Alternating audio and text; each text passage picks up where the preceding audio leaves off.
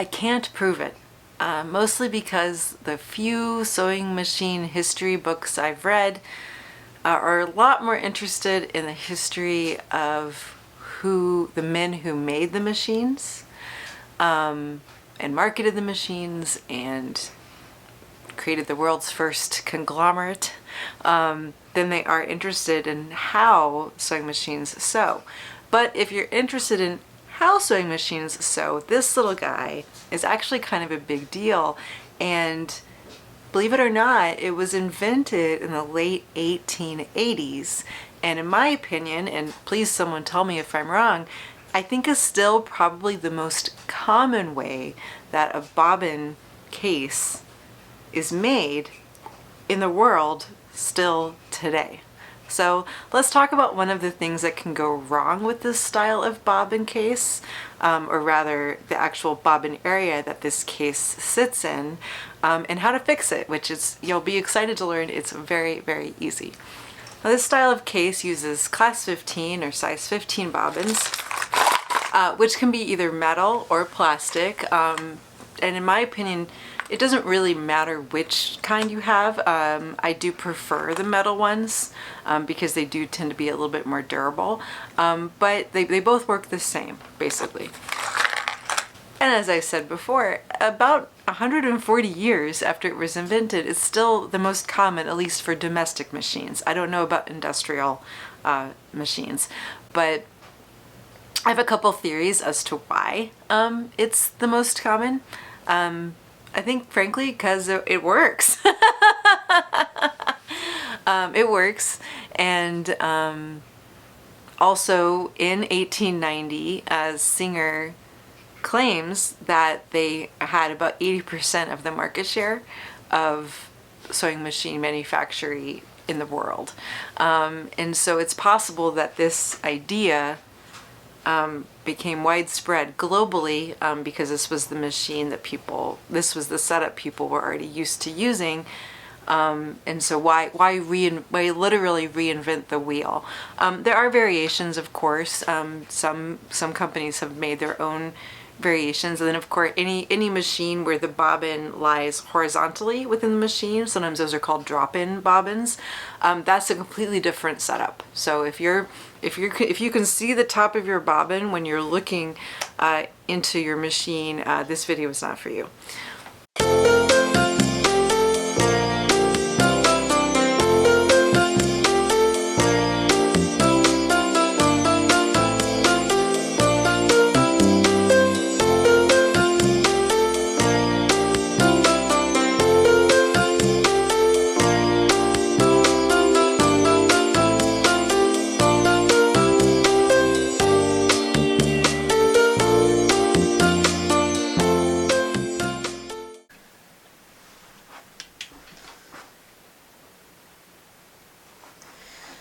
No, I'm not ready to talk about this blue beauty in the sewing room yet, but I am working on a longer video talking about this machine and what it kind of meant and what it means. And anyway, I'm working on a deeper dive of that machine, but for right now, today, we are just talking about the bobbin area.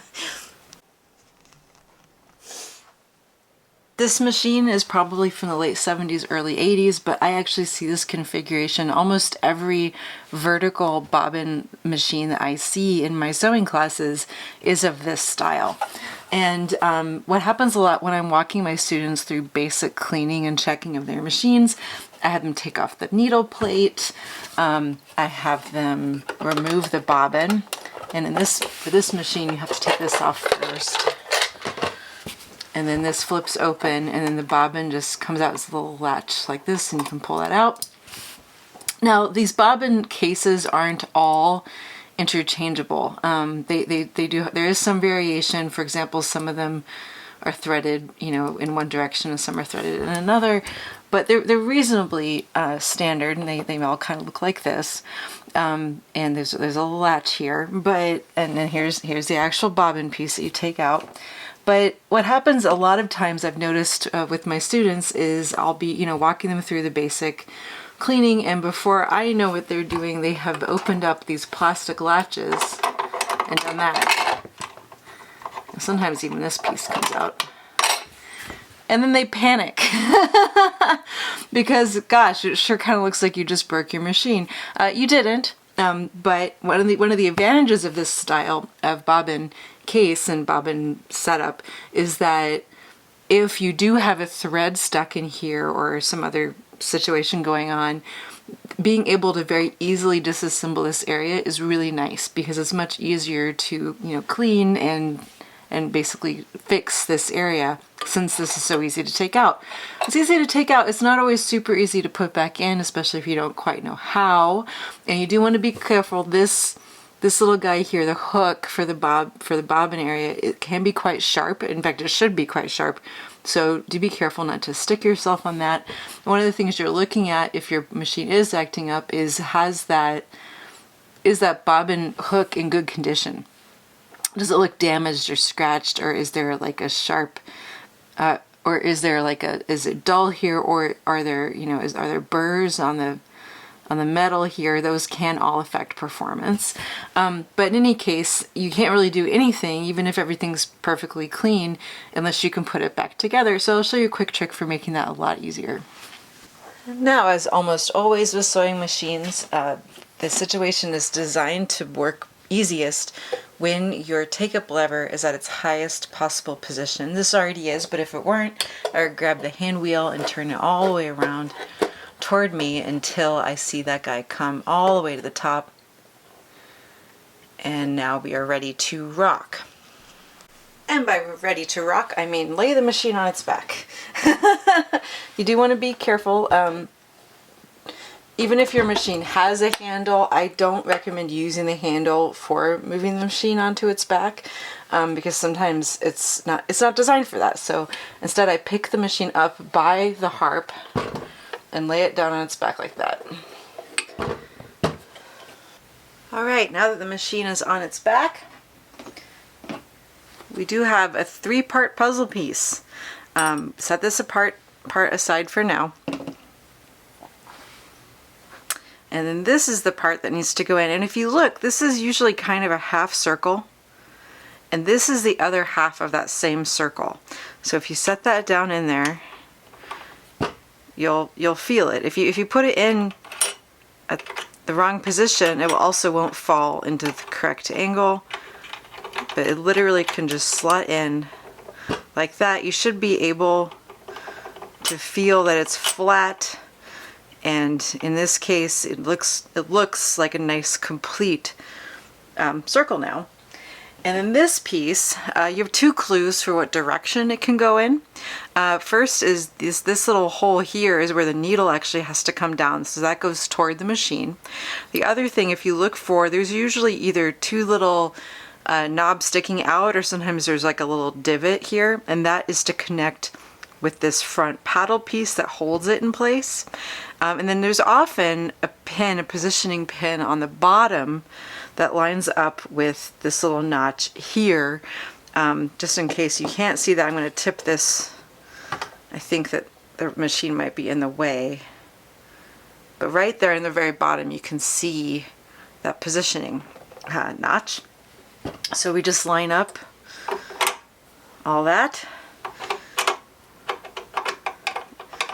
And again, it feels nice and solid. We lock the positions back in with these guys, and you are good to go. As always, when I've reassembled a bobbin area, I haven't threaded anything. I haven't even put the bobbin back in. I'm just turning the hand wheel here to make sure everything seems to be functioning correctly. I'm not hearing any metal scraping against metal. I'm not feeling any resistance against the machine. The needle isn't having any trouble coming in and out, and so that is a good indication that I have done this correctly. Alright, last steps for getting ready to sew are we need to place the bobbin back in the bobbin case and place the case back in the machine. And one of the issues I run into frequently is you can't always tell which direction the bobbin should be placed in the case. If anyone out there knows how to look at a case and tell which way the bobbin goes, I would be so grateful. But this is one of the reasons I always really want the manual to every machine that I'm going to use, if at all possible, because that's one of the things I want to know. Is this one where the bobbin thread should be coming over to the right, or is it one where the bobbin thread should be going over to the left?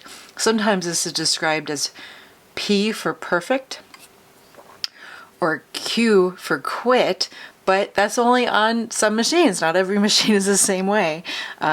So if anyone knows how to tell, I would love to tell, to be able to say that. But in this case, I'm going to go check the manual and see which one it is. All right, this is one where the bobbin thread is going from the left to the right when you insert it into the case. You insert it into the case, and there's a little notch here. I'm going to take that thread and I'm going to lead it through that notch and around here until it clicks. And there it is. The bobbin should be able to hang under its own weight without just falling. You do want to protect it. You don't want it to be dropped on the floor. But if it can't hang like this, that indicates that you need to adjust the tension on the case, and that's usually a little screw right around here, but you don't mess with that unless you really have to. So just a little note about that. And now this little guy here, this little finger sticking up, has to line up with a notch, which is very, very difficult to see unless you are literally sitting on the floor. Let me make sure the camera angle is low enough for you to see that. And yep, there it is, right there. That's what I'm talking about. Right in the very top, there's a little notch there. And I will say, when you're sitting above the machine, and I mean literally unless you're actually sitting on the floor, that's very difficult to see. So you just have to trust me that it's in there if you haven't spent a lot of time sitting on the floor in front of your sewing machine. But you'll feel it. You have to lift the latch to let it come in. You'll feel it lock in. And then again, you should be, once it's locked in, you should be able to move it, but not have it completely come loose or free. Usually there's a little wiggle room there. So that's how you know it's locked into the correct position, like that. And now this machine is ready to be top threaded and to raise the bobbin thread and then to sew. If you've been here before, thanks for coming back. If this is your first time stopping by, thanks for coming by. Either way, hope to see you soon.